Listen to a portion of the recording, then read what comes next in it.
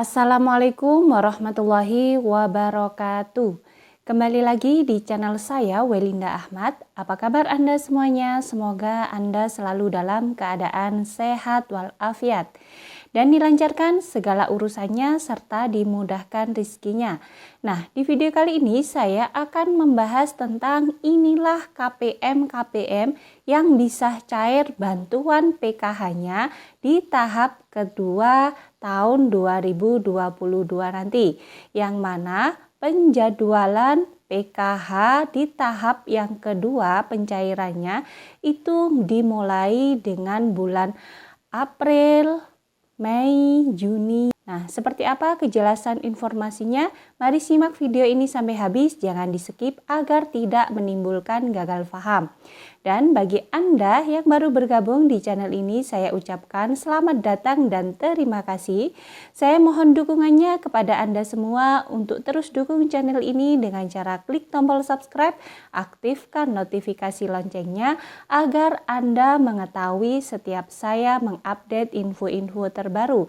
Kemudian, jika Anda suka, silakan di-like dan di-share ke berbagai media sosial Anda.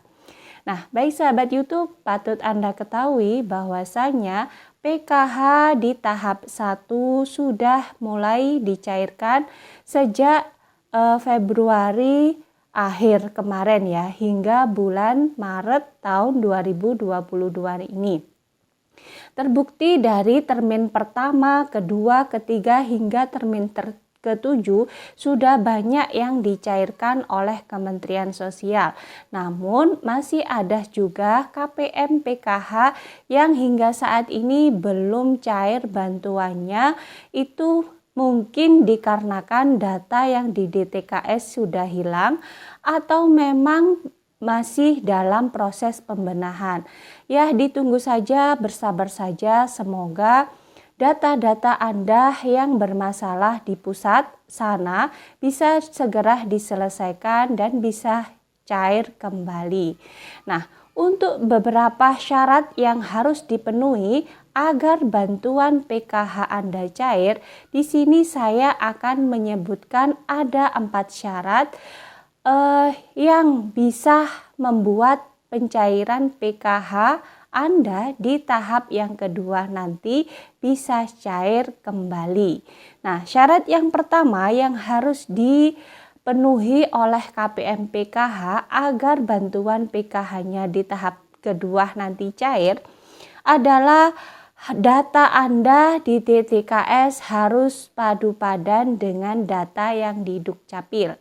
Nah, lagi-lagi data. Baik itu nama, alamat, data keluarga ART yang ada di KK, nomor NIK, nomor KK harus padan semuanya antara di DTKS dengan di Dukcapil. Tidak hanya nama orang tua saja atau nama Anda sebagai pengurus saja yang harus padan, akan tetapi semua anggota keluarga itu harus padan antara data di DTKS dengan data yang di Dukcapil. Misalkan data suami harus padan, data istri harus padan, data anak-anak juga harus paham. Apabila ada lansianya juga harus padan antara di DTKS dengan yang di Dukcapil. Untuk mengecek apakah datanya sudah padan atau belum, itu Anda bisa menanyakan kepada operator SIKNJ yang ada di desanya masing-masing. Nah, silakan Anda membawa KK KTP ke operator SIKNJ yang ada di desanya masing-masing, tanyakan apakah data Anda sudah padan antara data DTKS dengan di Dukcapil. Kok sampai saat ini bantuannya belum juga cair. Nah, kemudian hal yang kedua yang menyebabkan tidak cair bantuan Anda itu mungkin karena data Anda yang di DTKS sudah dihapus. Artinya sudah tidak ada lagi. Kami sebagai pendamping PKH tidak mengetahui juga kenapa data-data di DTKS itu banyak sekali yang hilang. atau sudah mendadak tidak ada. Kami belum mengetahui karena itu wewenang dari Kementerian Sosial di pusat sana. Nah, itu syarat yang pertama. Kemudian syarat yang kedua, agar bantuan PKH Anda cair di tahap yang kedua nanti, masuk data DTKS dan padan dengan Dapodik. Artinya bagi KPM yang mempunyai kategori anak sekolah ini khususnya ya, maka anak sekolahnya itu harus padan atau sinkron antara data di DTKS-nya dengan data yang di Dapodik dan data yang di Simpatika.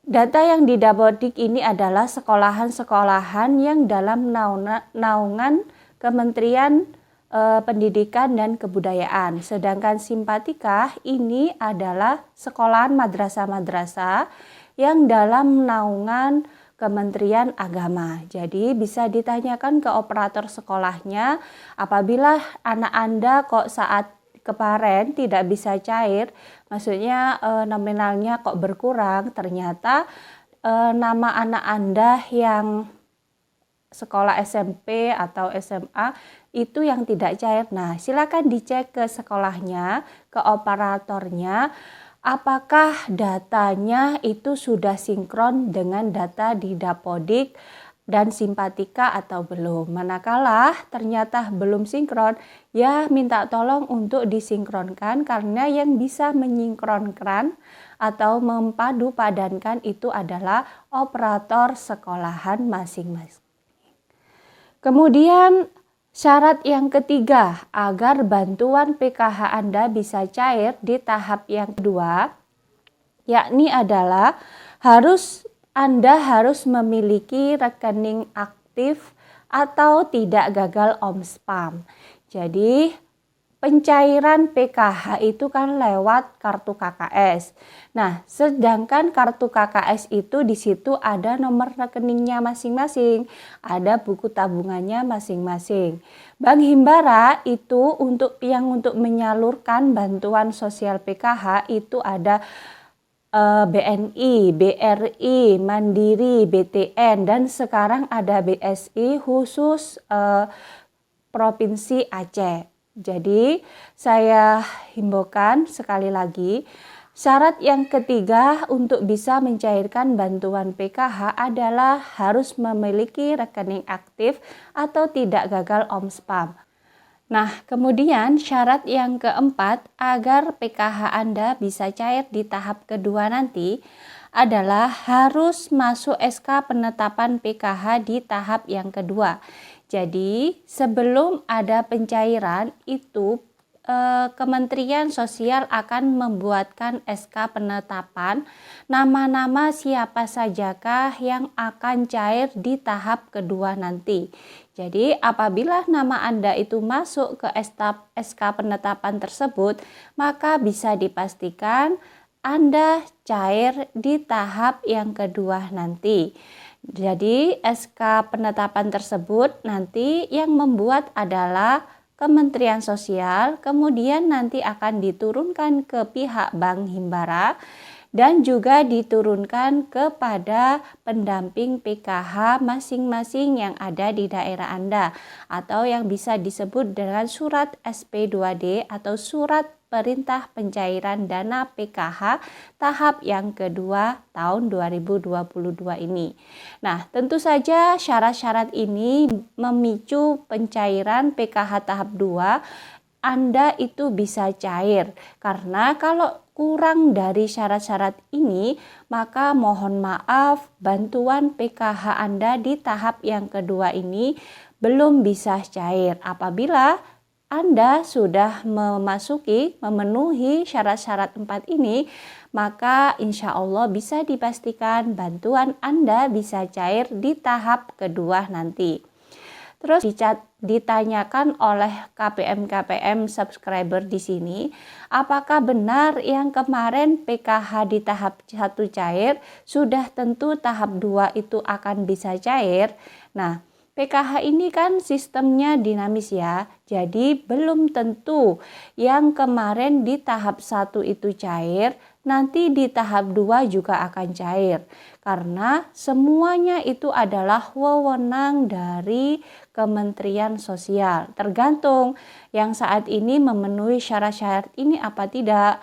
Kalau tidak ya tidak bisa dipastikan cair. Kalau memenuhi syarat semua ini, insya Allah bisa dipastikan cair. Jadi tidak mesti ya, kalau yang tahap 1 cair kemarin, tahap 2 tidak cair. Kalau yang tahap kemarin tidak cair, tahap sekarang cair, itu tidak bisa menjadi acuan. Nah, itu saja informasi yang bisa saya sampaikan. Semoga bermanfaat bagi Anda semua. Dan bagi Anda yang baru kenal dengan channel ini, jangan lupa tinggalkan jejak dengan cara klik tombol subscribe, aktifkan notifikasi loncengnya agar Anda mengetahui setiap saya mengupdate info-info terbaru. Kemudian, jika Anda suka, silakan di-like dan di-share ke berbagai media sosial Anda. Dari saya, wallahul muwaffiq ila aqwamit thoriq. Wassalamualaikum warahmatullahi wabarakatuh.